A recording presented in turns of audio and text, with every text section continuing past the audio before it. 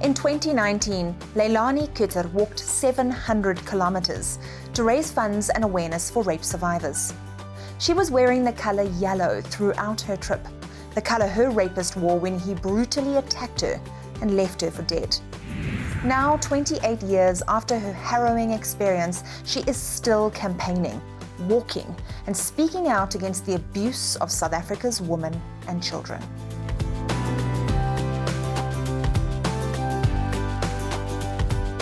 Leilani, for our viewers who might not be familiar with your story, can you take us back to that day 28 years ago?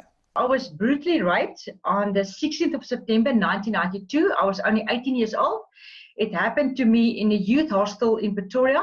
I didn't know the guy because many people asked me that. So this guy followed me. When he was in my room, he just jumped on me and strangled me with his hands, and he raped me while I was unconscious. Now, this guy called himself Frankie. So when I speak about Frankie, it's him. And again, I do not know this person at all. What a rapist don't understand, they don't just take your dignity, but they hurt you so much, because I struggled with depression. Yes, that's the next question I wanted to ask you, is that women often feel shame. They feel like they're blamed for sexual violence. What made you speak out regardless? I think I just had enough. I did struggle with it, I've tried to commit suicide before, and I'm glad it wasn't successful, but you do want to find ways to numb the pain. Because, people were very shy, even other people. So if you mention the word rape, immediately they get agitated. They don't want you to talk about that. They rather just leave it there. And it's a pity it's like that, because we need to talk about it. We need to start talking about our traumas, because it happens. It's part of life. I'm just very grateful that I got that emotion and that motivation in myself to just start doing it. Well, you haven't just spoken about it. You've taken it a step further, and you've even called your organization Yellow for Survivors. Is there a significance behind that? Yeah, I'm a bit emotional now, but it's good. My heart is racing, and I love that you've done your homework. Thank you very much. It means a lot to me. Last year, when I started to speak up about it, a lovely lady contacted me, and she was raped by 6 guys. Okay, and the guy also had yellow on. And I said, you know what, now that you say it, for the first time, I'm realizing Frankie had yellow on. And I thought, you know what, let me make it yellow, because I want to show the world I'm taking control of my life.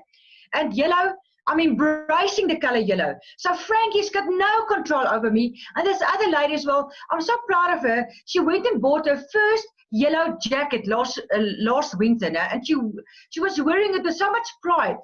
It was a big step for her, and we are still in contact. And just that one thing, it sounds so simple, but it's so powerful.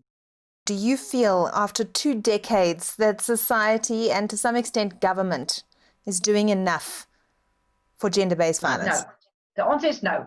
And I wish they want to do more. Unfortunately, it's just getting worse and worse, it looks to me, especially with social media these days. 92, you didn't have something like social media, okay? But I really think we must start making an example of these people. They must know there's not a place for them in society. I think with the police station, I really think they must start employing the correct police people. So when you're going to go and report your crime or your incident, is that they must be treated with respect. Well, if that is not a true face of bravery, I don't know what is. Gender-based violence, rape, murder, and femicide is fast becoming a hallmark of South Africa. As we wrap up this series, allow me to salute the survivors, the fighters, the campaigners, and those who choose to say something when they see something. It won't just take a village, but it will take a country to stop the threats faced daily by our country's women and children.